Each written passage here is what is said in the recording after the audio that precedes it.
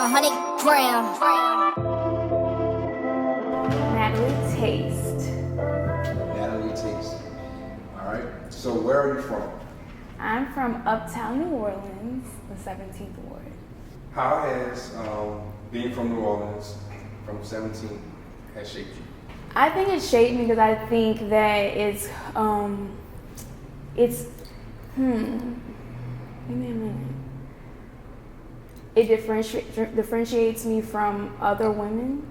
It's what makes me special to me. Like I say the 17 very proudly, as if it's like of elite. Like that's just how I view it. I don't know if it's because I'm from there or like that's what it's giving me. But I think that shit pretty fly. And I wouldn't want to be from anywhere else than the 17th Ward. I remember like growing up and just me and my sister would be in bed just like drawing on ourselves and it would always be like Holly Grove, like Holly Grove Princess or something, you know, like, is that like ghetto? Like, you know what I'm saying? Like, is that some hood shit that I want to, you know? I think everybody has that. But you gotta, you know, you get that shit tatted. Like, Well, I mean, being proud of where you're from isn't a bad thing. That's true, but you know what I'm saying, like, you know, on the arm and every tattoos, numbers and shit. Yeah. I mean, it's also, you don't feel like that's kind of part of our culture sometimes? Yeah, that's a good way to look at it. That's the best way to look at it, really. So, we're just, we're talking about that, you kind of touch bases with you and your sister being in your childhood. Tell us a little bit about your childhood and how that went for you. My childhood, I'm the baby of 7. My mom's a single parent. My dad's present, but maybe he had a lot going on, I don't really know. My mom is a nurse, so she works all the time. So we primarily stay with my grandmother. I think everybody has that story. Yeah, so she loves to work, so she would work night shifts. So we definitely had to be with either my aunts growing up, and that was in the 3rd Ward area. So I'm off of 2nd and Roman. That's where I grew up, but I stayed in Holly Grove with my grandmother. I went to private schools my whole life, so I think that kind of took me out of the hood. I don't know how I would have grown up otherwise. I could have seen it going much differently, for sure, but I think my mom made the sacrifice to make sure that we were in private schools and had a better education. And yeah, I'm the baby, so a lot of siblings. Yeah. So how do you feel like being a baby affected you? You feel like, you're just the princess of everybody, like the fam, like, or is that just something? What's the pros and cons of being the youngest in the family? I think I'm the epitome of the baby of the family. I think that everybody kind of just gets it. Natalie's like the one, in a sense. I think growing up, I remember like kind of being treated better, like a little bit, and sometimes I don't know. Like my brothers might have to drink like water, and I would get lemonade. You know, like something like that. Like my dad was very, very strict, so everybody would have water, and like he wouldn't allow us to drink like Cokes or nothing like that. And I got lemonade, or Kool-Aid. So with that being said, how is the relationship with your siblings? Like, it seems like they gonna, cower you and make sure that you good because you baby, or sometimes they get a little jealous because you get no haters, man, no haters. None of them vibes at all. Nah, like I think maybe our ages play a difference, but I don't think it's like me being shown favoritism. I mean, it was only so many of us at a time in the house. So maybe they all couldn't see that once. Maybe that played a difference, but nah, it's all love. I don't really get favoritism like that. I just remember that was the one instance that I might get more shrimp on the plate. Like, he might throw an extra shrimp on that bit for me. I don't know. Shit like that. But siblings was all good. It's all love. All right, so you kind of you did touch pieces on this as well, that you grew up in a single parent household. How do you feel like that affected you as far as growing up in that type of situation? That's a very sensitive topic for me. Like I have a few things, and it's like my upbringing. I really don't like it much. I think it affects like my growth. I think that my mom always working. I would never really had the scene of family sitting at a table too much, as maybe with my siblings, but that was like once we might be like all with my dad one weekend out of like 3 months. But I really wanted to come home from school and have dinner together so we can discuss my day, what I'm learning, and just have like insight from my parents and seeing them in a loving space. I never had that. And I think it definitely affected my upbringing because I didn't really notice it until I got in high school and I saw what my friends had. And I was just like, wow, this is so healthy. It's so, just a good feeling. Like I didn't really have that. And it really affects me. So that's why I know that I have to do things differently, like from my family. Like me, myself, to be like, we gotta change all this shit up. Like, yeah, I think you get so much knowledge from your parents. Like, dads pour into their daughters or kids, and it puts you ahead, I feel like. I didn't really have any guidance, so I'm really like, it's not for everybody. I think that it shaped me in a good way and a bad way. There's pros and cons. I mean, but I wouldn't have asked for it any other way. I think it definitely sets me apart and puts me ahead in a way, I guess. Definitely. So what did you do, like right after high school? Like what did you do right after that? After high school, I went to LSU, and is that all I gotta say? Because I'm Joseph, but like you asked me more questions. I just went to LSU. Well, that's all I got. LSU. So I want to know. We need more detail about the LSU experience. All right, because I'm Joseph. I'm Lloyd. I'm Joseph. We need more detail about the LSU experience. All right, shit. I feel like talking this. Y'all good? Yeah. LSU. I started in accounting because I like numbers. I didn't really know what I liked, but I knew like it's almost like, what are you good at in school? That type of shit. It's like I didn't know what I wanted. I didn't know what I want to do. A lot of people do, and I had no idea. I'm like, okay, well, so what am I gonna go to school for? Start out in accounting. That shit hard. That shit real hard. So it was cool though. It's cool and I like, but it's real hard. And then I joined. Let me finish with this. I joined an organization for Black accountants. And I'm like, this is all great, but even being on like the business campus and in the accounting rooms, I knew that it wasn't me. You know, I knew that I wanted to have like a career that I could really express who I am and not have to conform to anything. So I'm like, oh, this would be a great career. Like this is smart. This is a smart decision. But in college, I knew that I had an epiphany where I said, fuck this, I'm gonna be me. Like, you know, I did the shit my parents wanted to do.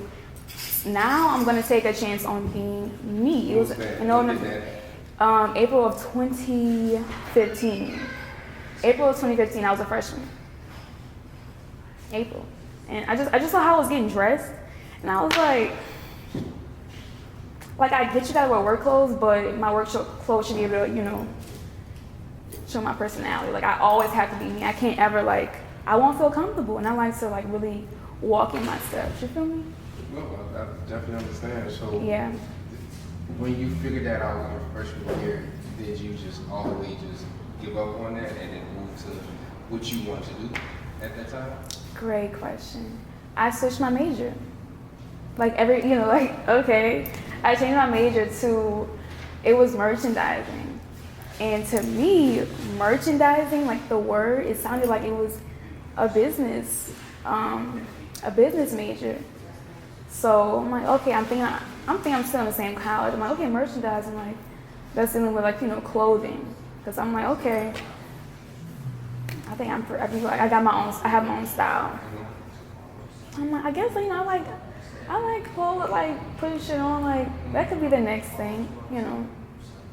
Yeah. So I did. It was apparel merchandising, and I don't think LSU was a school to go to for a major like that. I think maybe Parsons or FIT type of deal.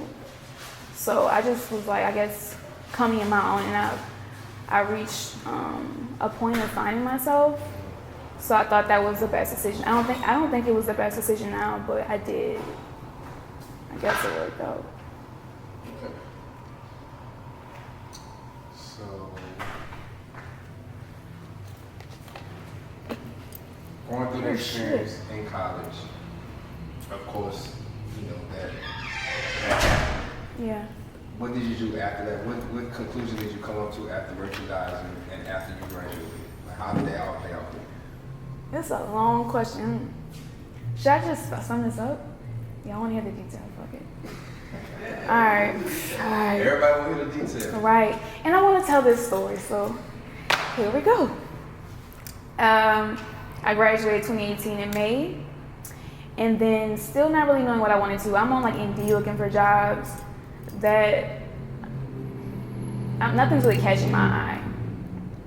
But I watch people a lot. Like I really see what people have going on, and So there was this. I'm getting tired.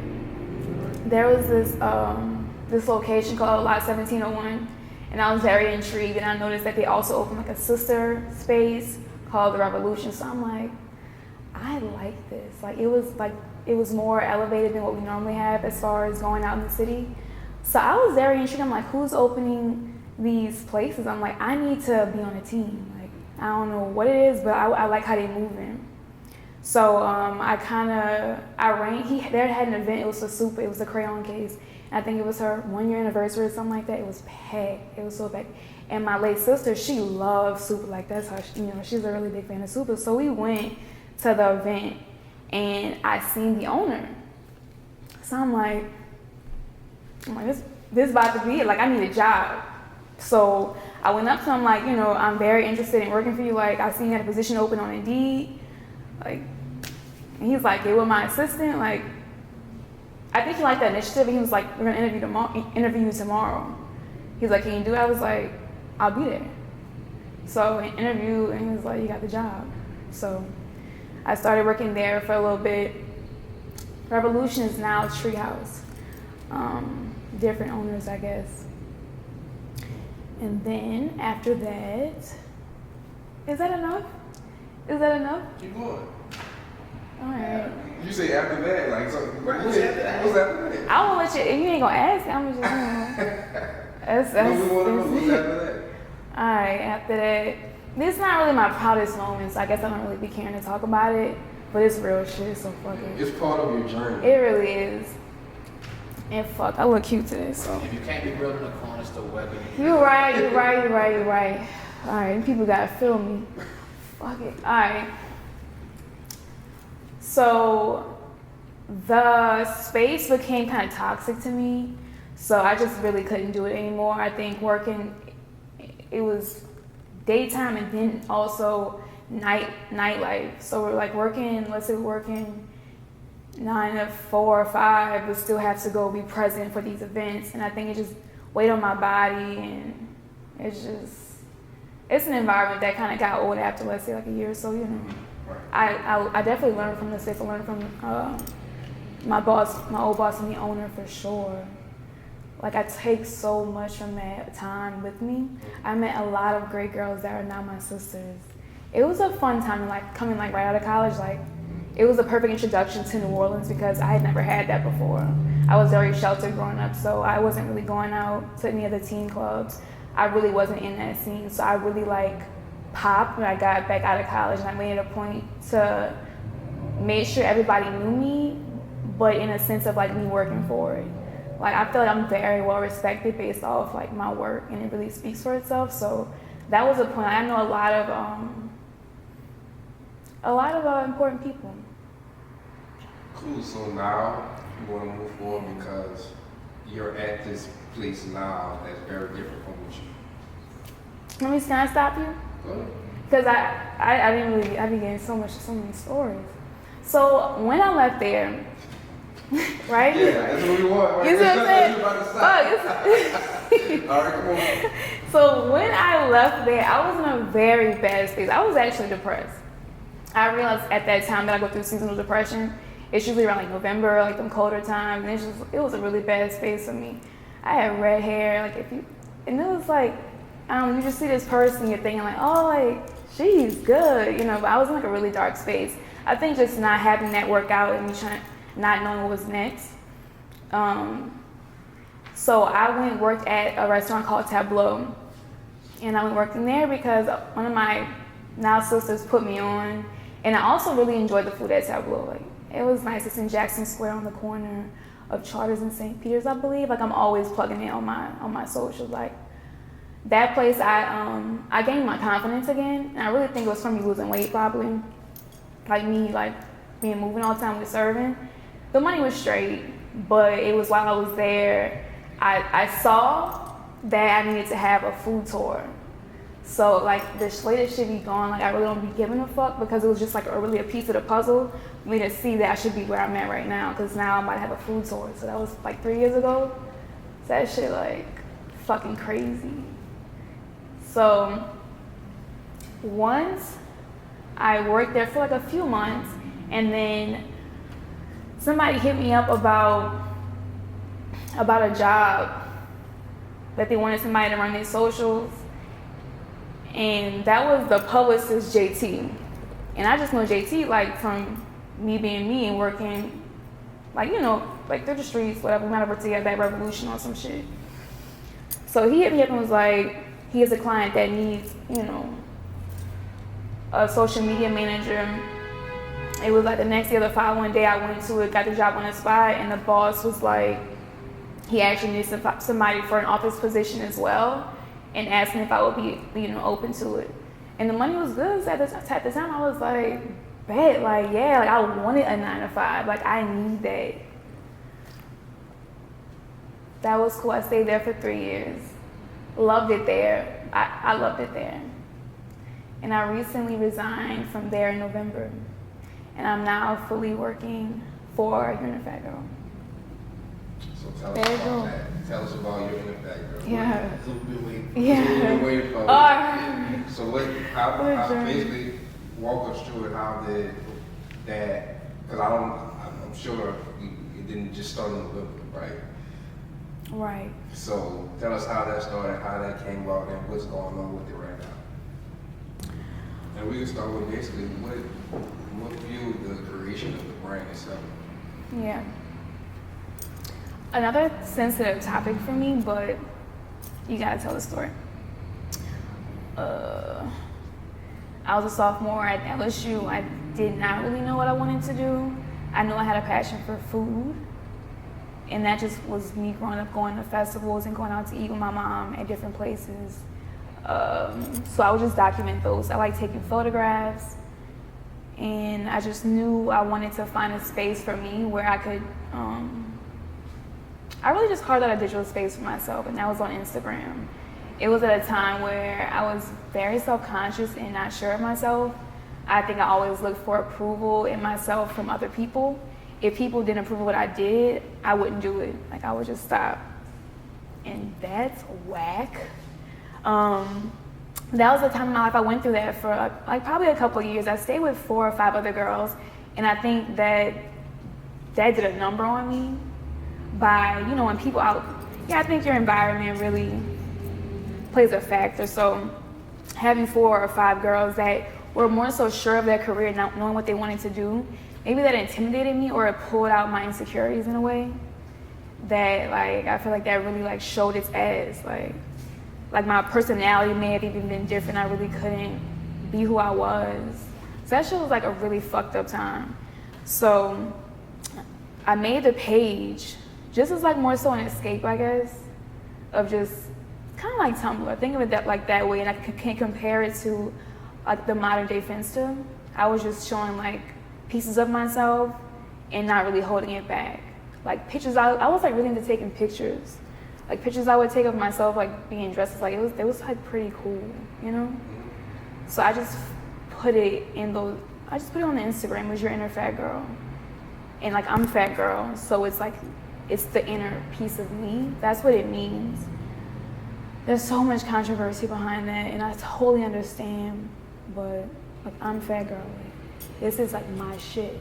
Like I feel you, but like I got this. Like I can only tell my story. So that's your inner fat girl. And when I would start posting on there, it would be me, it would be food, and like food reviews. So I think that struck people because, well, over time, like people just started to like check the page out and would follow, and they I think they started like really fucking with it because it was very authentic and it was raw, and you could read that through my words. So that really like changed how I felt about myself. I'm like, okay, like I'm kind of cool. Like I'm not too bad. Like I'm not a fucking weirdo. So it's sad. I hate that I got that through Instagram, but that platform or my space on that platform, it like gave me confidence. It made me feel okay to be me. The fact that people like liked it.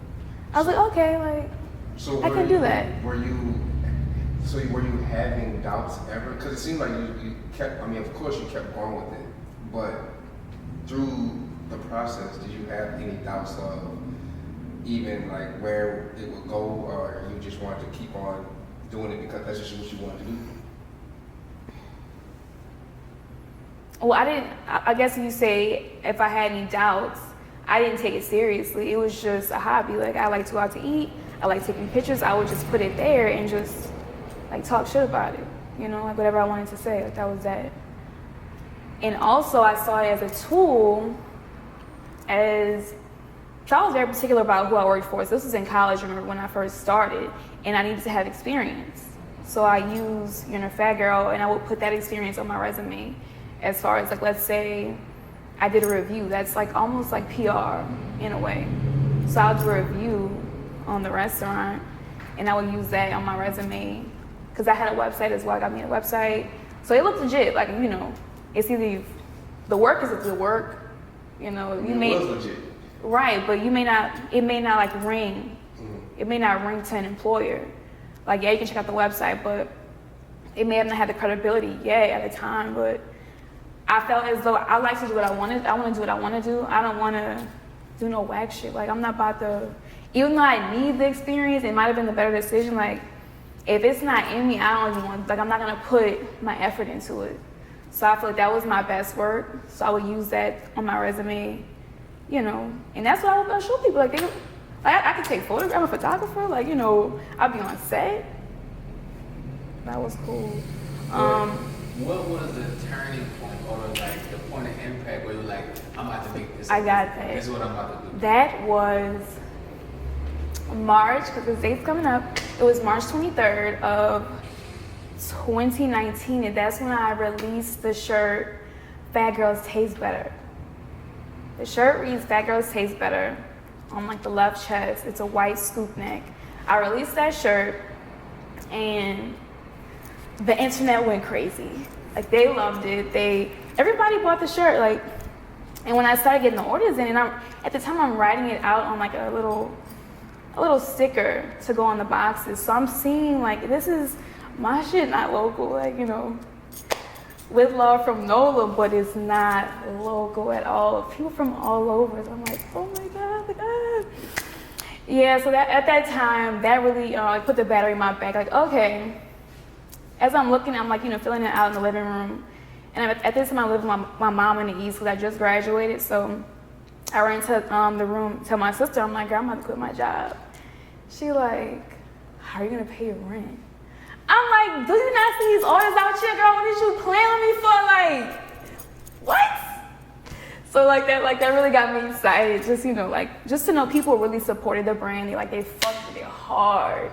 So the merch just put like, you know, a $ to it, and I really turned my passion to profit right quick. So that was the moment. March 23rd, that date's coming up. It'll be 3 years, I think. So Yeah. that's not really 4. That's what made me look at my. It might be 4, but March 23rd. Yep. So what can we look forward to with the brand now? You can look forward to, this speaks for everyone because, you know, this is not just for New Orleans either. Just food experiences. Yeah. A new experience. Yeah, we gotta turn the city up right quick. So a new experience, and that's just in the form of many different social events. collaborations. Yeah. And I say that speaking about taste tours, like I want to, when you travel, you have to try, the known foods that each city has to offer. And I want to do that for millennials. I don't think we have that dope food tour option. I want to have the #1 food tour in Louisiana, like, for now. Yeah. Also, one more thing. Speaking of the future, I really see myself having like etiquette classes, like our program set up in different schools. I don't think that that's made to be like a standard, but I would like to offer that through your inner fat girl. Yeah, etiquette, whatever that wants to encompass. So, what would you tell your younger self or kid, or even a kid, just in general, about what you should do or how you should feel about the fact that you can just drive your passion and pretty much never know what will come out? Like, what would you tell them?